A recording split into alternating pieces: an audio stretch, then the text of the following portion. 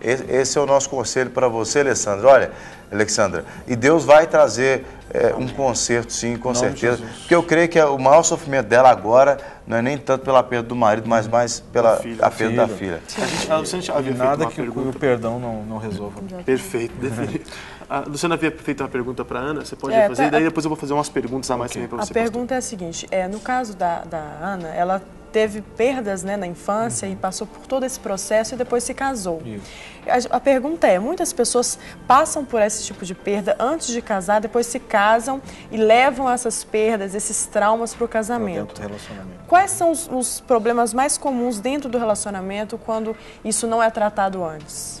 E a Ana responde, inclusive, o que ela passou, isso, né? Exatamente. Eu era agressiva, né? Então, meu marido é muito calmo. Então, assim, eu vim de uma casa que era só brigas, minha mãe não conversava, não dialogava, era só xingar, brigar. Então, eu aprendi assim, a brigar, a xingar. Então, quando eu casei, eu levei isso para minha casa, eu só xingava, tudo era brigar com ele. E ele não era assim, tipo a minha mãe, de responder, de bater boca, ele ficava calado. Então, morria ali, né? A gente não tinha muitos problemas, porque ele não era uma pessoa de responder.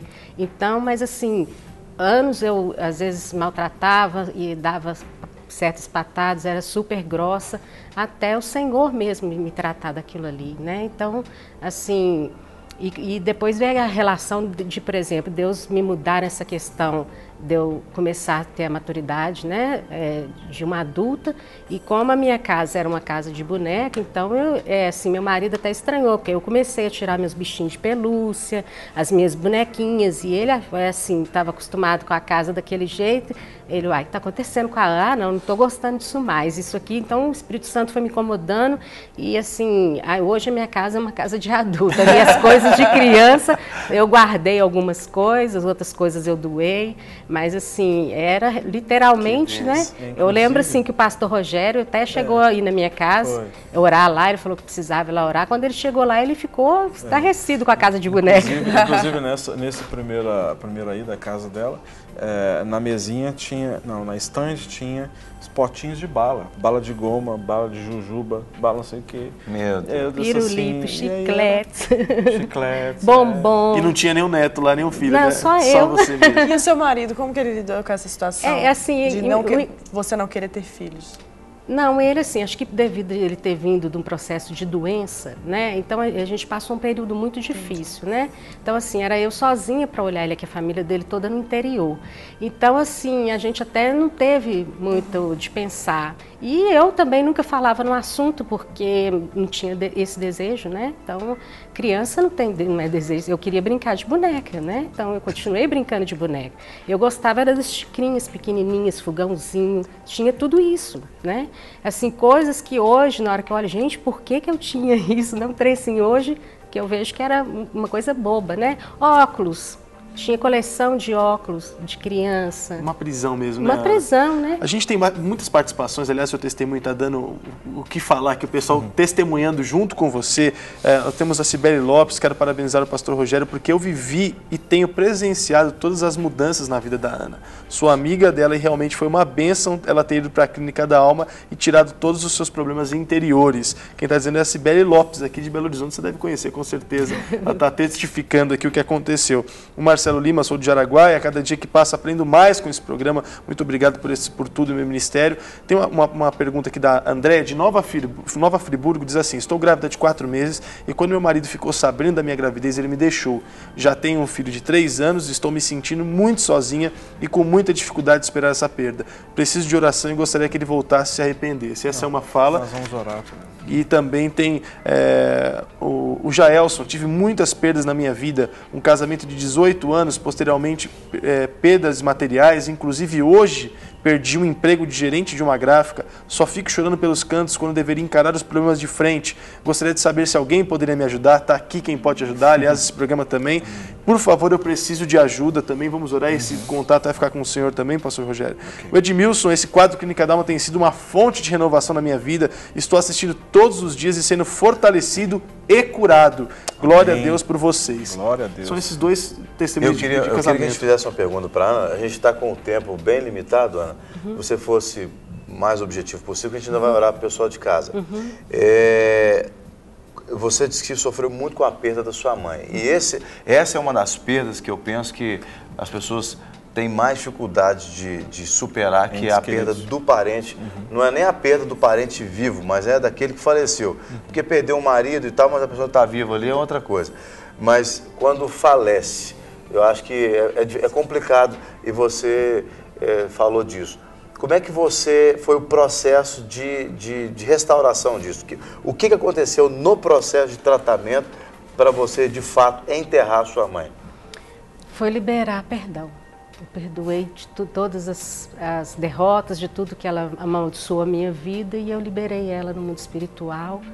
E isso aí foi um alívio, e tirei as coisas que eu idolatrava dela, que eram os quadros da parede, né?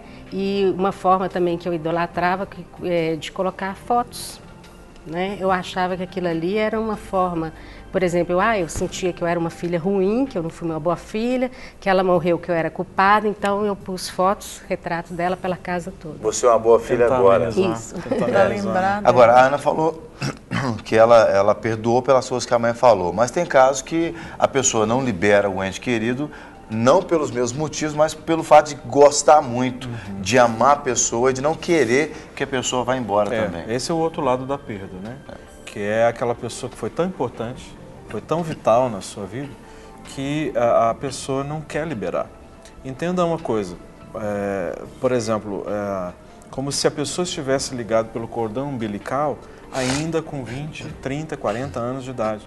Ou seja, e o cordão umbilical é que traz o que para a criança? Traz os nutrientes necessários quando está no ventre da mãe, traz a vida para a criança, né? E todos os impactos emocionais que a mãe tem tá ligado pelo cordão umbilical.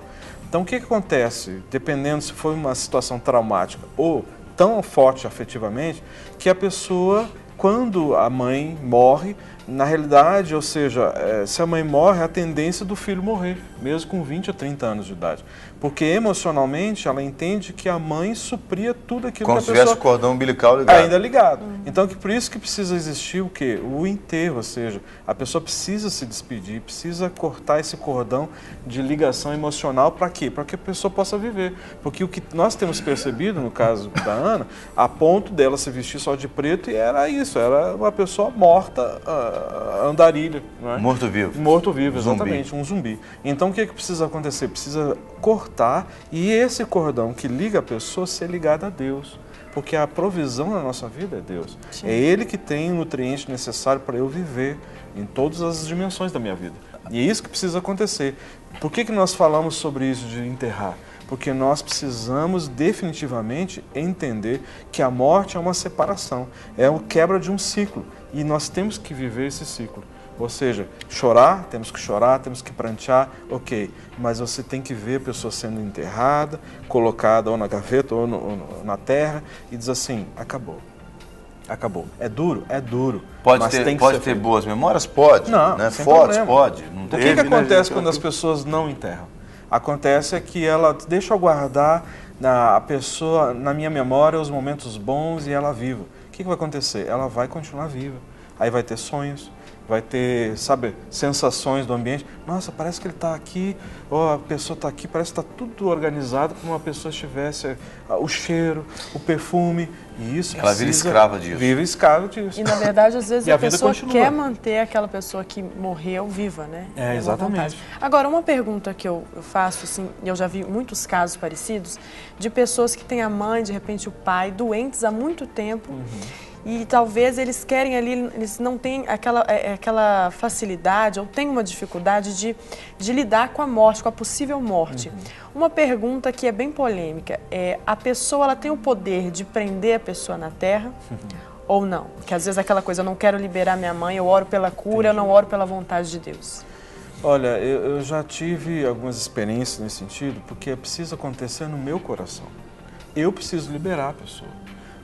O que eu quero dizer com eu liberar? Eu aceitar a vontade de Deus. Exatamente. Então eu preciso aceitar a vontade de Deus, que é o tempo determinado. Então assim, não é que o meu poder, que eu quero tanto essa pessoa, que ela não vai morrer agora. mas ela precisa ser resolvida dentro de mim. Às vezes Deus segura a pessoa para tratar com você. Com você. Porque se ele tirar de uma vez, você morre junto. Exatamente. E Deus não quer isso que você tem morra, acontecido, né? muitos casos. Eu creio que seria o momento ideal agora, pastor, para a gente fazer uma oração de identificação com as pessoas. Eu acho até que a gente poderia orar conduzindo essas pessoas em oração. Como eu penso que vocês fazem lá na Clínica da Alma, a gente poderia fazer aqui também com quem está em casa e possivelmente esteja preso numa situação de perda. Assim. Ok, podemos fazer sim essa oração. E eu gostaria que você me acompanhasse aí, onde você está. Porque hoje nós falamos não só no aspecto da perda de entes queridos, mas de outros aspectos, e nós vamos abordar esse assunto ainda, né? Então é muito importante fazer esse desligamento, ou seja, você definitivamente entregar para o Senhor essa pessoa. Então vamos orar junto, acompanhe comigo. Senhor Jesus, nesta hora, eu quero definitivamente entregar todas essas pessoas ou coisas que foram impactantes na minha vida, que me prendiam, que faziam com que eu não conseguisse avançar. Em nome de Jesus, nesta manhã, nessa tarde, eu quero enterrar, você pode citar o nome da pessoa, eu quero enterrar essa pessoa que foi tão importante na minha vida. Mas hoje, em nome de Jesus, eu aceito a Tua vontade para o tempo dessa pessoa que esteve comigo. Eu agradeço em nome de Jesus pelo tempo que ela conviveu comigo, mas eu preciso caminhar. E em nome de Jesus, eu corto, eu rompo toda a ligação de alma, toda a ligação afetiva, emocional com essa pessoa, você pode citar o nome. E em nome de Jesus, eu aceito a Tua vontade. E eu oro para que o Senhor me capacite a continuar a caminhar, a avançar e a cumprir os desígnios do Senhor para a minha vida. O Senhor é o Deus de vida, mas é o Deus de morte também. Mas em nome de Jesus, nada foge ao controle do Senhor. Eu creio nisso. E nessa hora eu me ligo a Ti, Senhor, pelo cordão afetivo de pai que o Senhor é para mim e também de mãe que me supre em todas as áreas. Eu Te agradeço, porque Tu és Deus presente, Deus Emanuel, Deus zeloso.